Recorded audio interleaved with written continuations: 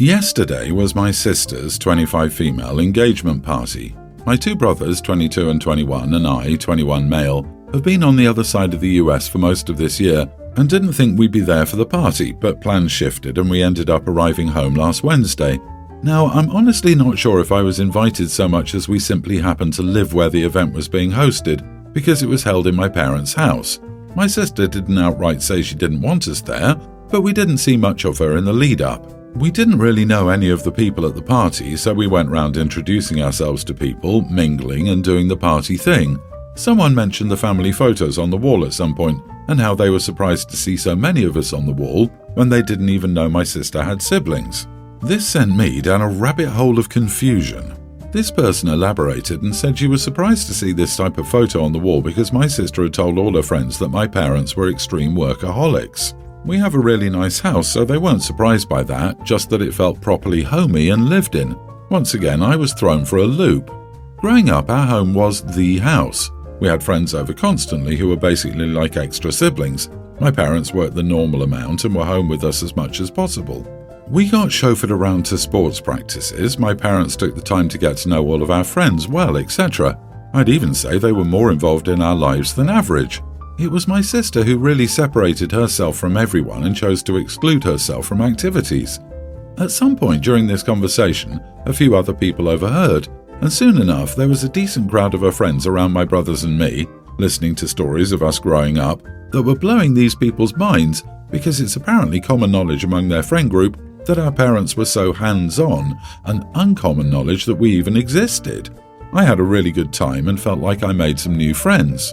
After the event, apparently my sister was crying because I embarrassed her in front of all of her friends, and the work she'd put in to separate herself from us golden children had been undone. Am I the idiot for embarrassing my sister at her engagement party by uncovering her lies about our childhood? You are the idiot. Something seems off if the oldest and only female had a distinctly different memory of her childhood. Further, after seeing that you were becoming a spectacle, you didn't back off and return the focus to her. You made it a party to get to know you and for you to make friends. At the same time, it sounds like you didn't care about even talking with your sister. It sounds like she was less favored due to your natural desire to make the spotlight about you and thinking your view of things is the right one. I'm with you on this. Now that he knows she's upset, it sounds like he's embellishing whatever will make him seem like just the friendly guy entertaining a group. At a party, isn't the time to get into why her guests think she's an only child, and it sounds like much more is happening. OP, you're the idiot because this wasn't your event, and even after you noticed some discrepancies that should be addressed, you decided to keep your crowd. You could have pulled her aside and asked, or better yet, for an adult at an adult event, waited until everyone else was gone. Especially her mentioning the golden child syndrome means there's a lot we don't know. Unreliable narrator, you are the idiot. Exactly. I wouldn't be surprised if the boys got different parents than the oldest daughter.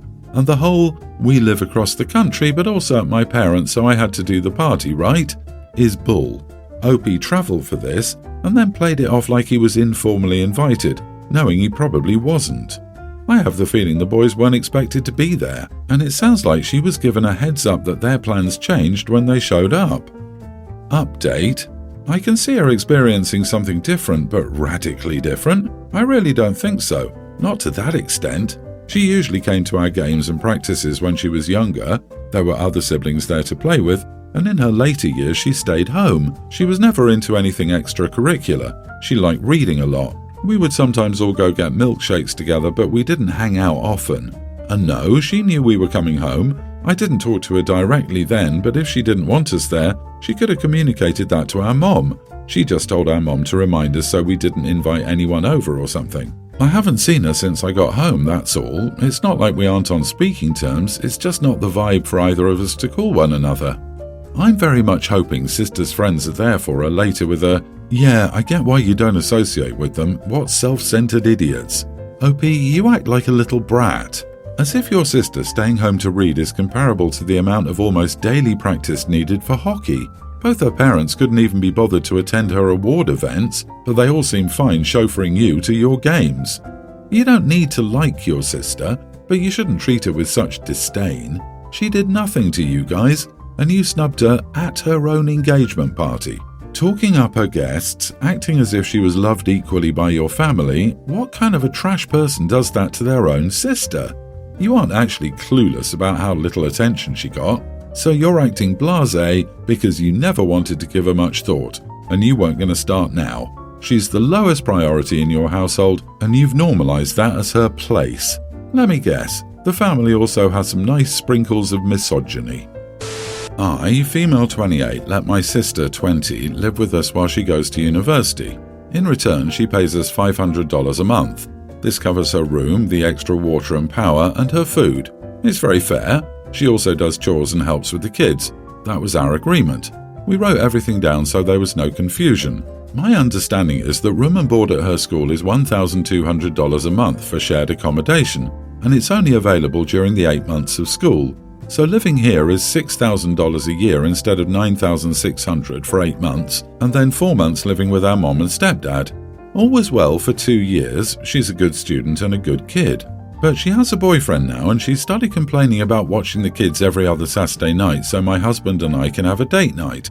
So I told her I would find a sitter, but that she was responsible for paying them since she was supposed to watch the kids. Now she's complaining that her paying the sitter is using up all of her disposable income. She said she might as well stay on campus next year. I agreed and told her that was a great idea. She gets her freedom and I get my hobby room back. My mom called me and said my sister wasn't my unpaid nanny. I told her that I had already agreed that she could live on campus next semester. Then she said I was being a witch because that would increase the amount they were paying for her and that 4 months away from her job and boyfriend was cruel. I'm kind of torn. We had a deal and I think it was fair. Am I the idiot? Not the idiot. $500 a month, including utilities and food, plus babysitting every other Saturday is a great deal. You should give written notice to her about the deal coming to an end and a move-out date. If one of the terms of her living with you was babysitting every other Saturday, and she won't, then it was up to her to renegotiate the terms. She wasn't willing to pay the sitter and could make other arrangements. There's sure to be off-campus housing available. She's free to find an apartment and roommates. I disagree with everyone here. You are the idiot. You don't calculate the cost of a room in your house based on what she'd pay at university. That's number one. You calculate based on what you could get from a stranger. She's not responsible for paying for your sitter. Calculate what you get for renting the room, subtract the fact that you would never rent to a stranger because you have kids, a slight discount for her bonus for you because you have help. She's also only responsible for cleaning up after herself, not you and your spouse and children. That's extra. Where I live, a student can get a studio with utilities for $500 a month. So working 2 days a month at $20 an hour plus, it's actually more expensive to live with you. Agree. OP got a stay-in cleaner and sitter while being paid $500 a month. My mom paid for that when I was young. As I see it, OP had the real deal here. I don't know about your relationship, but if it was my sister, she would not be paying rent, only for food, electricity and such. I would take some money that would be refunded by doing extra chores and watching kids. Your deal seems to exploit. Your mother is right, your sister is not an unpaid nanny. Here's the situation. I've, 29 female, been seeing a man, Zach, 38, I met on Hinge for a month. He's generally a cool guy who seems non-judgmental. Yesterday night he came over to my place for the first time. I live in a single-family home that I bought earlier this year. We're in a high cost of living area and the house was a little over $1 million. I work hard in my career and have a high-paying job, which Zach knows about, but I come from a low-income family and grew up near the poverty line. Zach works in a non-profit and is not as financially privileged as me, which I don't care about, but he stayed the night and this morning he made a comment that just left a bad taste in my mouth. His comment implied that my parents must have helped me buy the house. It felt incredibly condescending and patronizing, and I also feel like he wouldn't have said or thought this if I were older or a man. His comment upset me and I called him out for being condescending and patronizing. He briefly apologized. Oh, sorry. He tried to justify it by saying that he thought there were other signs I came from a rich family, like having attended an elite college and driving a car my parents gave me, a 6-year-old Honda Accord. I was still upset and he ended up leaving early. Later today he texted me saying he had apologized for his assumption and that it wasn't cool that I called him condescending and patronizing for no reason. Am I the idiot for this? In my opinion, if he wasn't a condescending and patronizing person, then he wouldn't have made that assumption in the first place. I feel like the natural thinking would have been that I worked hard and did it myself, not that I must have had my rich parents help me. Edit, for more context on what he said, we were talking about how the city is so expensive to live in, and he said, "It's cool how you were able to buy this place. It's awesome when the family can help." Not the idiot. Zach isn't being condescending, he's being insecure and probably jealous because you've made sound financial decisions and worked hard to get where you are. The age difference compounds this. His way of coping is to imply your parents contributed significantly to your financial success. This would relieve him of his self-imposed burden of being a failure when compared to you. You've been seeing him for a month. It sounds like he isn't worth getting to know more deeply. Go ahead and move on. I don't think I can call him an idiot. I'm from a high cost of living area, and if I saw someone under 30 buying their first house and $1 million one at that, I think I would come to the same conclusion as boyfriend. That's not because I underestimate women or whatever, but because in high cost of living, parents helping kids buy their first house is so common and is the norm, to the point where we have a term for it: bank of mum and dad. He was still condescending. He could have admitted and apologized for it. I'd be mortified if I made that assumption and it turned out wrong. You called him, as you saw him, a condescending and patronizing idiot, LOL. And you're right. If you were some bro he met at the gym, he would have been impressed at your success, but since you're a woman, what man helped you? Run. I, teen female, have leukemia. I was diagnosed 2 months ago. It's been very, very difficult. Chemo is a complete monster, but I'm trying to stay strong. Today's my grandma's 70th birthday. My extended family wants to do a big party. Since I'm sick, they made it safe. It was outside, everyone wore masks, and there was lots of hand sanitizer and Clorox wipes. Since being sick, I dress very comfy in lounge shorts and a t-shirt most days. Well, today I did the same thing. Well, a few family members, aunts and uncles and a few older cousins, kept asking why I decided to dress like that and that I should put more effort into my appearance. Nobody was super dressed up, but I was the most underdressed. My parents said something but didn't want to get mad because they didn't want to ruin the day for my grandma, which I understand. Chemo messed up my taste buds and made me nauseous. The main things I can't eat that don't make me completely sick are different types of potatoes, grilled chicken, and popsicles and slushies. Well, all they had that I could eat and not vomit were popsicles, so I had a few. Those same family members kept criticizing me, saying I needed to be healthier and eat actual food. I explained, so did my parents, that the chemo has made me not able to eat a lot of foods and popsicles are one of the safe things I can eat. I wanted to yell at them, but my parents reminded me we shouldn't ruin the day for Grandma. Well, I held my tongue until I complained about being exhausted and wanting to go home soon to my mom. And one of my aunts said, "What do you do that makes you so tired? Every time I talk to your dad, you're lying around or watching TV." I finally got too upset, so I said, "Well, my body constantly tries to fight off cancer cells while making the rest of me sick and weak." Then I said, "So if you guys want to keep criticizing me, you guys can experience cancer and chemo, and then if you want to keep attacking me, go right ahead." I then apologized to my grandma and walked away. As I did, I heard my aunts and uncles grilling my parents for what I said. My parents aren't upset, but I do feel like I ruined the party by saying what I said. So, am I the idiot?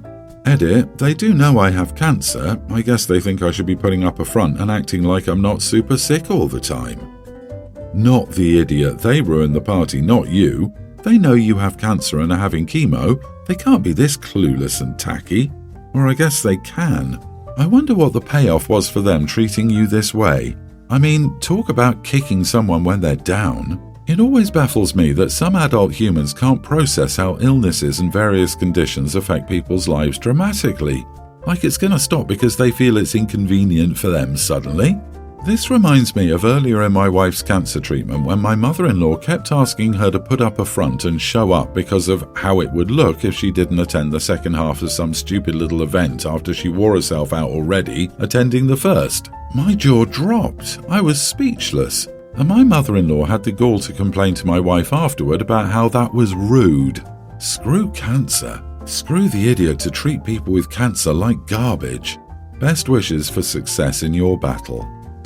My son, nearly adult male, is a cheater. He's had a girlfriend, teen, for 3 months and a boyfriend, 18, for a year. I've talked to him about it and he just says he's going to figure it out and break up with one of them. That was 3 months ago.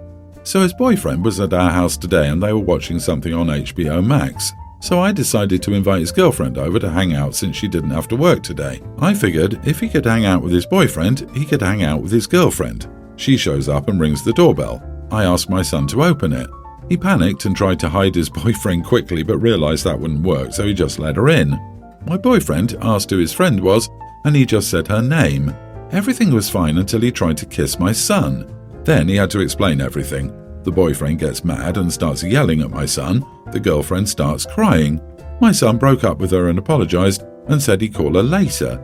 Then he started crying and apologizing to his boyfriend. I thought watching his lies blow up was quite amusing. My SO and son are saying that I was wrong to set him up like that. Am I the idiot? Not the idiot. He's old enough to know what he's doing. He had 3 months to do the right thing and still didn't. In my books, he got off easy. Also, once a cheater, always a cheater. This may be what he needed to break it off before he created a full cycle for himself, and it might prevent him from doing it again. I'm sorry, I don't agree. OP's the idiot. Cheating is definitely wrong, and as the teen's mom, OP had a responsibility to talk to him and make sure he puts it right. But did she need to go nuclear? How is it fair on either of his partners to be put in that drama? They did nothing wrong, but both of them will suffer as much, if not more, than the son for the experience. And how is OP not an idiot for enjoying the whole spectacle? What a terrible way to parent.